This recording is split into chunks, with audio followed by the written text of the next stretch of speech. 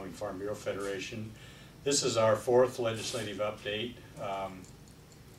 At the end of this week, we had about 430 bills that have come up for consideration by the body. There's going to be quite a few of those dropping off because today was the last day that the bills had to be out of the committee they were referred to, and there were a lot of bills that hadn't gotten a hearing, so we'll see some of those bills dropping off. One of the bills I want to visit with that we had some action on this week was House Bill 163, which dealt with carbon sequestration and what happens to the highly saline water in some of those formations when you sequester the carbon. Right now, there's not a clear indication of how that water is to be handled as the regulatory process proceeds. And this bill would go in and perhaps clarify to a greater extent than is necessary the state engineer's authority.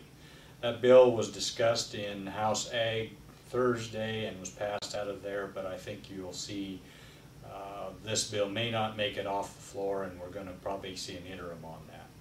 House Bill 171 was another bill that came out late in the session. It was in House Ag on Thursday afternoon.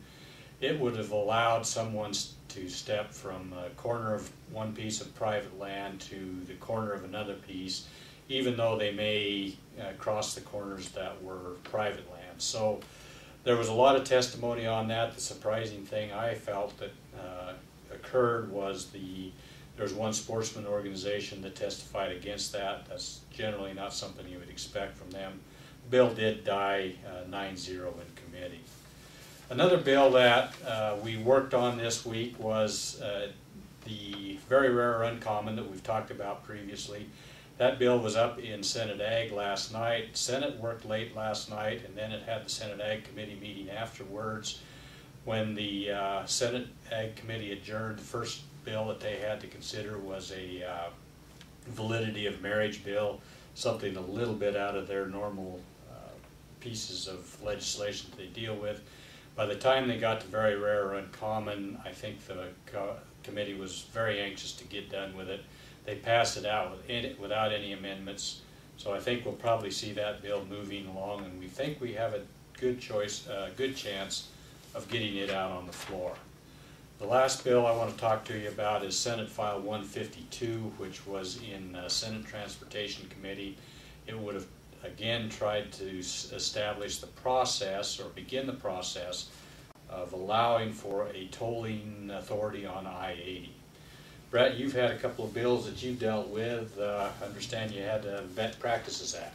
Yeah, that's the first bill I'd like to talk about, Ken. What this bill would do was propose to increase the board members' salaries, provide exemptions for allowing the state veterinarian to hire emergency veterinary care, and would require continuing education by Wyoming's veterinarians.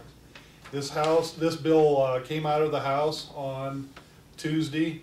There was an amendment offered that would have allowed the State Veterinarian Practice Act to allow changes in the pregnancy checking, very similar to a previous bill that came through. After much discussion, this amendment was defeated and the bill moved forward.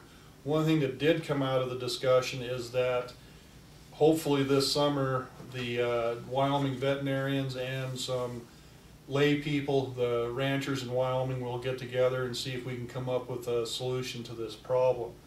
Hopefully this will go forward so we won't have, it'll be an issue we won't be continuing to battle throughout the years. House Bill 22 would have increased fuel taxes over the 3 years, would have increased it by about 10 cents a gallon.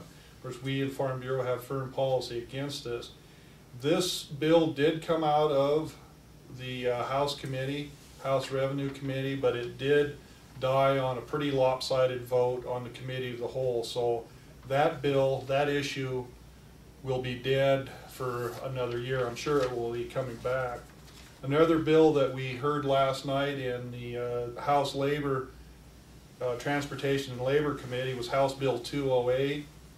This bill wanted to clarify, put in statute that off-road vehicles used for agricultural uses did not have to be licensed or registered.